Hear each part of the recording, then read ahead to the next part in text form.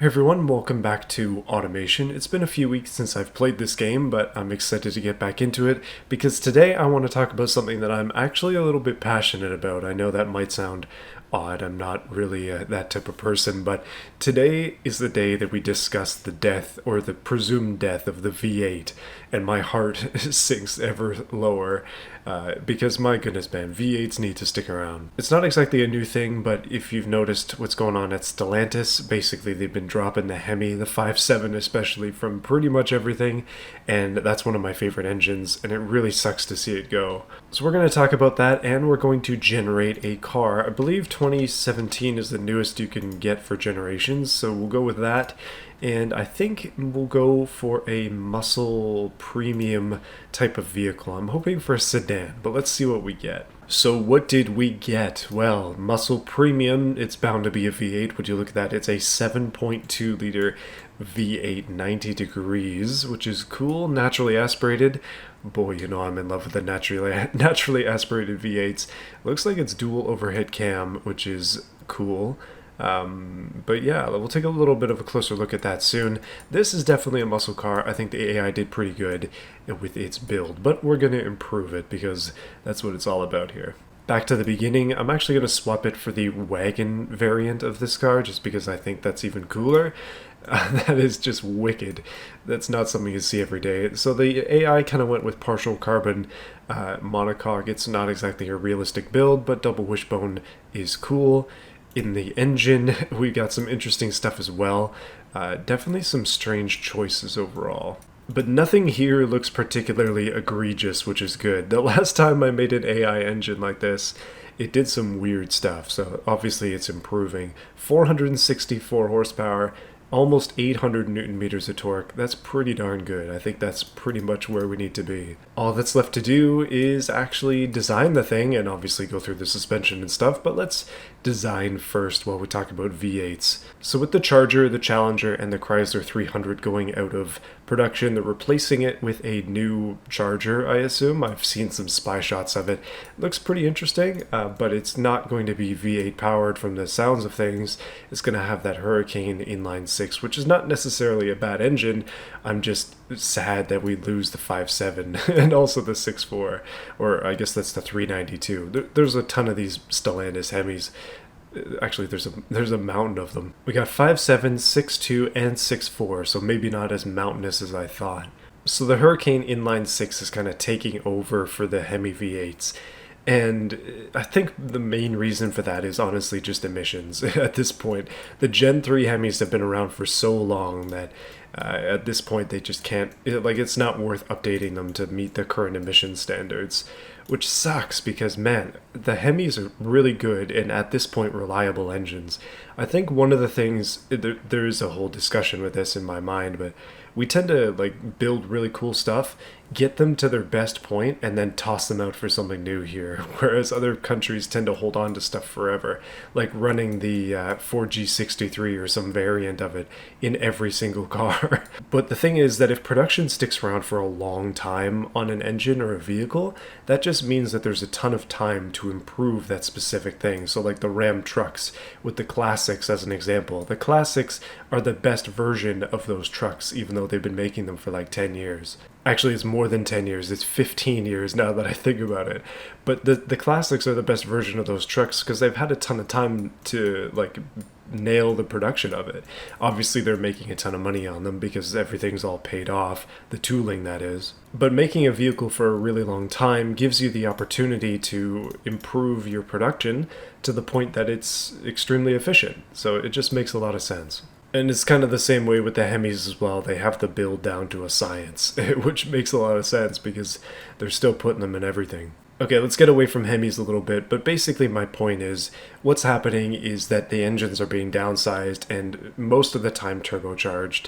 The new Hurricane engine is fine, it's a cool engine, it makes a ton of power, but it's not exactly an efficient engine, and then also with the high performance variants you gotta run premium fuel, obviously, so you're not really gaining that much. Where they do win is in the tailpipe emissions, and that's really the best outcome for these brands. Like, what's happening is government restrictions are basically choking out V8s, and it hurts me on the inside. You can see the same thing with other brands as well. It's not just Stellantis that's having these problems. Obviously, every brand is under the same regulations, so they have to deal with the same stuff.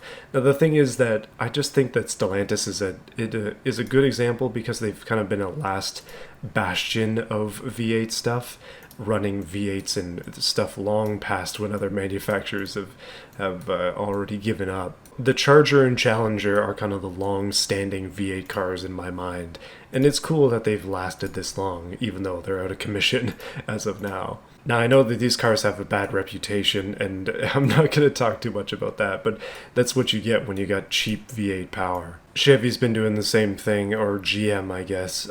You can buy a 2.7-liter turbocharged Silverado. I believe that's the same engine that's in the Canyon as well.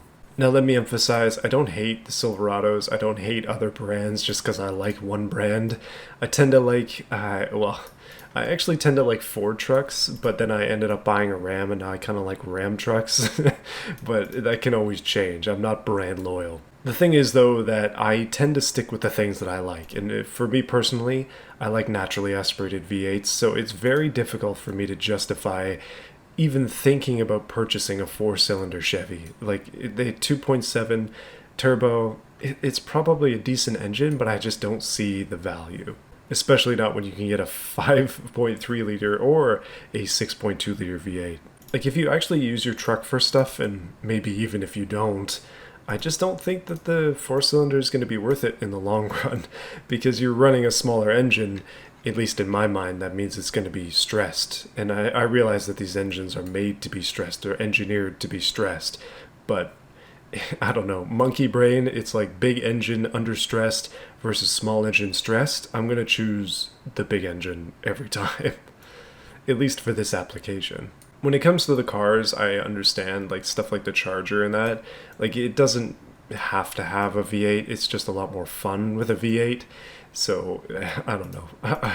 I'm not so much bemoaning that loss as much as I am in trucks. Trucks is really where it stings. So when it comes to Fords, I have a bit of a history with those trucks. I've never driven, well, they don't make a 4-cylinder, but I've driven a 3.5 liter V6 naturally aspirated F-150 before. That's what I had at the company I used to work at, well, actually, that's 2 companies ago now. Time flies, but that was my company vehicle. It was a 3.5 liter V6 F-150 XL trim 2-wheel drive, and I really liked the truck a lot, but obviously it would have been nice to have more power. The truck was pretty much the lightest configuration that you can get, except being a long bed.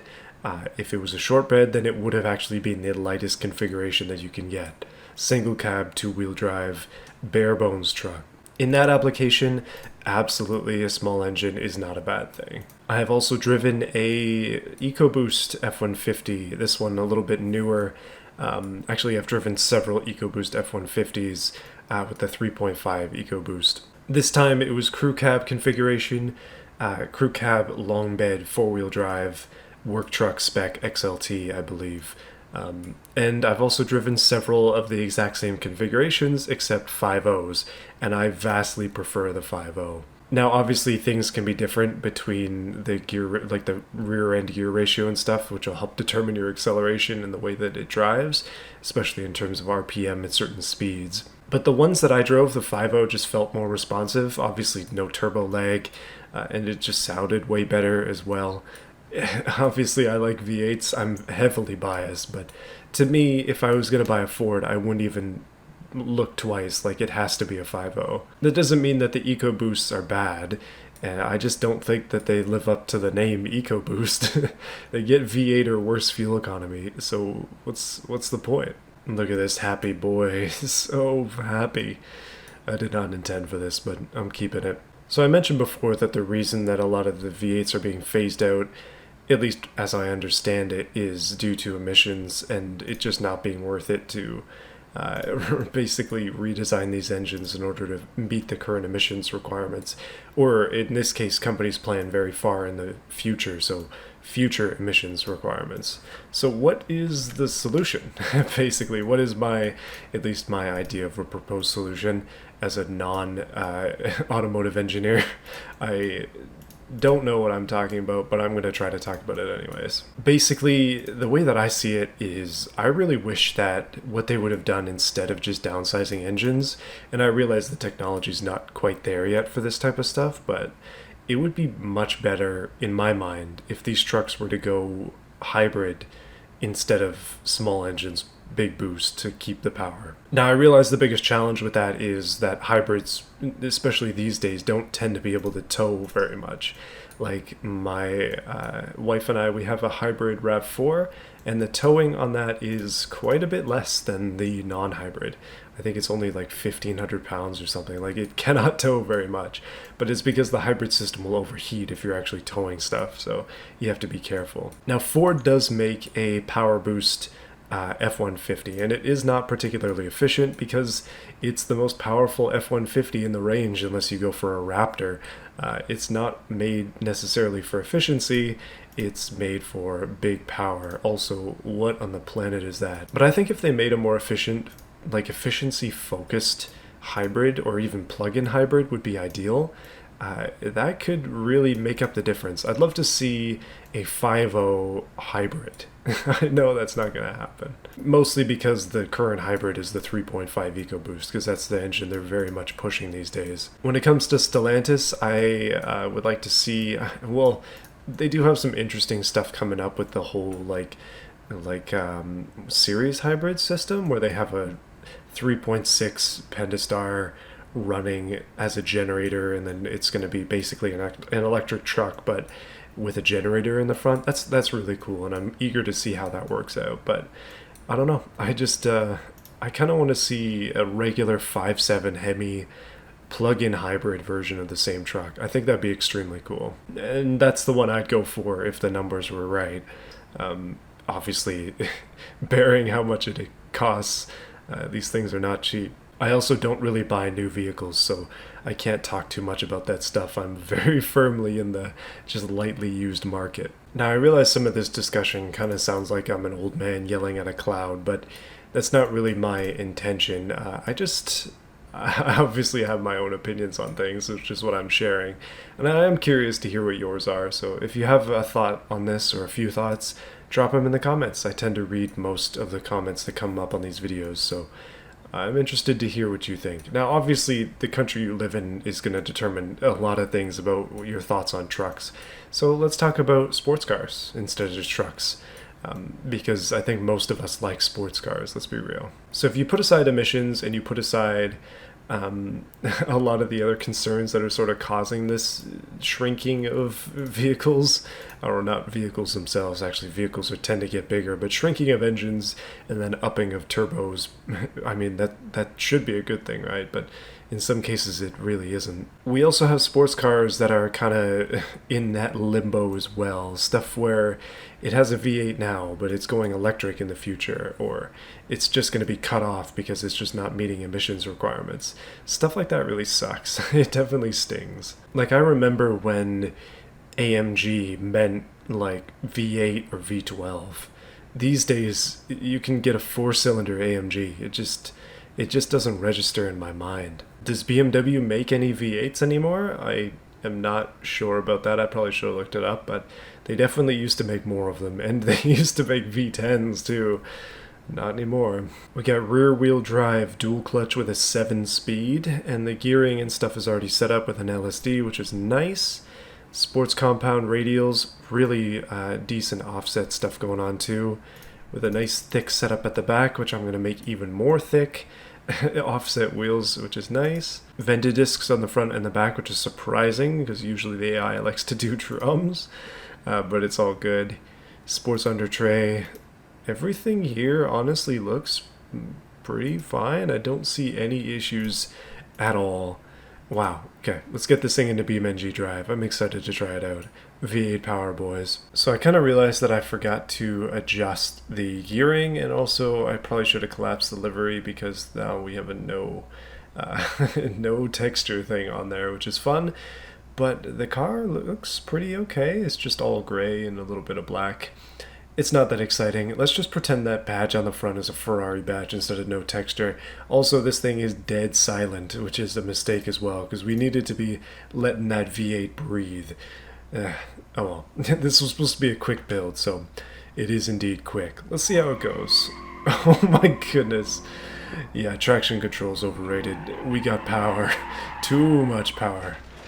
It's a Mustang. Now, I am specifically talking about Euro manufacturers because I know a lot of European people in the comments will say stuff like V8s and stuff are very much an American thing. I'm not even, well, okay, technically I am American if you consider North American, but I'm not from the US. Obviously, Canada's hyper influenced by US culture in a lot of ways, but V8s and stuff up here are still, like, you see like 100 of them every day. They're just all over the place, and I don't think that's going to change anytime soon. Truck country is sort of where I live, and trucks are extremely common here for good reason. They are very, very useful in this area, especially in snow, and also with the type of recreation we have around here. So, like, I know that most people could get by with a 4-cylinder truck.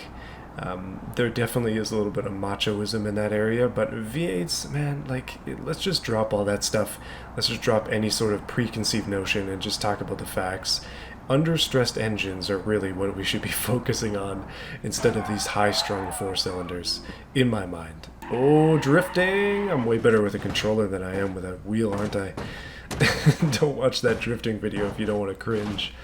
Oh, man. Now, I realize that with the modern vehicles, you can pretty much do all the stuff you can do with big engines, with small engines, in terms of power. It used to be that you had to have a big engine if you want to make any power, but with modern technology, it's not the case these days, and I'm sure that that's only going to get better. But as the world sort of goes a little bit towards electric, for better or worse, like, electric cars are an entire other discussion. I'm just talking about engines today, but it seems like the death of the V8 is upon us, or at least coming up. And that has me sad. No matter what, I think as car enthusiasts, people who like cars and engines and stuff, the death or the extinction of a species should never be something that we're pleased about, even if it's used in toxic ways like Mustangs and crowds and Chargers and stuff and street takeovers. And also theft. My goodness, those things are stolen so often. But man, cheap V8 speed is something that I don't think I'll ever forget. And I'm hoping that I can continue to run my V8 and hopefully more V8s in the future. I don't want to lose that. I know gas is going to get expensive. It actually might get cheap with the dawn of electric cars because they want to drop people back in, but that's a whole other story. It's going to be an interesting time. It's an interesting world that we live in, and I'm curious to see how things go. So continue to stick around with me on this journey. Hopefully you enjoyed this shorter video. I just wanted to put something out, a little bit of an opinion piece. But that's basically all this is, just my opinion. And yeah, maybe I'm right, maybe I'm wrong, maybe I'm partially right, maybe I'm partially wrong.